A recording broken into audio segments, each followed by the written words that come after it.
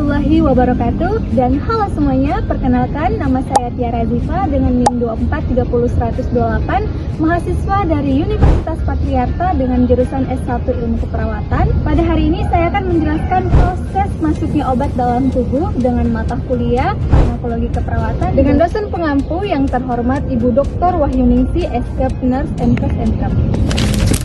Tahu nggak sih teman-teman bagaimana perjalanan obat dalam tubuh?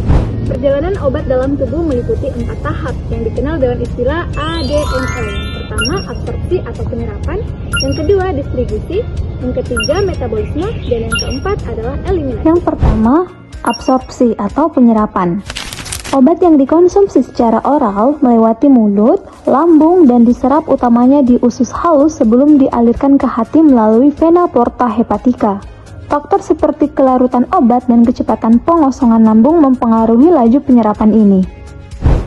Ketika obat diberikan secara intravena, penyerapan tidak diperlukan dan bioavailabilitasnya 100% karena bentuk aktif obat langsung masuk ke sirkulasi sistemik. Namun, obat yang diberikan secara oral memiliki penyerapan yang tidak sempurna dan mengakibatkan pengiriman obat ke tempat kerja menjadi lebih sedikit. Yang kedua, distribusi. Setelah diserap, obat masuk ke aliran darah dan dibawa ke seluruh tubuh, seringkali terikat pada protein darah. Distribusi terjadi dalam 2 fase. Pertama, ke organ vital seperti hati, ginjal, dan otak. Yang kedua, ke jaringan yang lebih luas seperti otot dan lemak. Ketiga, metabolisme. Proses ini utamanya terjadi di hati, di mana obat diubah menjadi bentuk tidak aktif agar lebih mudah dikeluarkan dari tubuh. Efek first pass metabolisme dapat mengurangi jumlah obat aktif yang mencapai sirkulasi sistemik.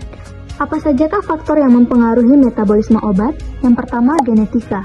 Dapat mempengaruhi apakah seseorang memetabolisme obat lebih cepat atau lambat. Yang kedua, usia. Dapat mempengaruhi fungsi hati. Orang lanjut usia memiliki fungsi hati yang berkurang dan mungkin memetabolisme obat lebih lambat. Yang kedua, interaksi obat. Dapat menyebabkan penurunan metabolisme obat melalui penghambatan enzim atau peningkatan metabolisme obat melalui induksi enzim. Dan yang keempat, ekskresi. Sisa obat dibuang terutama melalui urin oleh ginjal dan empedu oleh hati. Proses ini memastikan obat tidak menumpuk dan menimbulkan toksisitas. Banyak faktor yang mempengaruhi ekskresi, seperti yang pertama, disfungsi ginjal langsung, yang dapat memperpanjang waktu paru obat-obatan tertentu dan memerlukan penyesuaian dosis. Yang kedua, usia, yang dapat berkontribusi terhadap perbedaan tingkat ekskresi dan dampak dosis obat.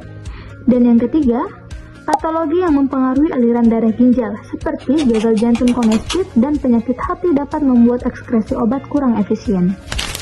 Nah, teman-teman, itu dia tadi penjelasan bagaimana proses masuknya obat dalam tubuh. Saya Tiara Ziva mengucapkan banyak terima kasih. Wassalamualaikum warahmatullahi wabarakatuh.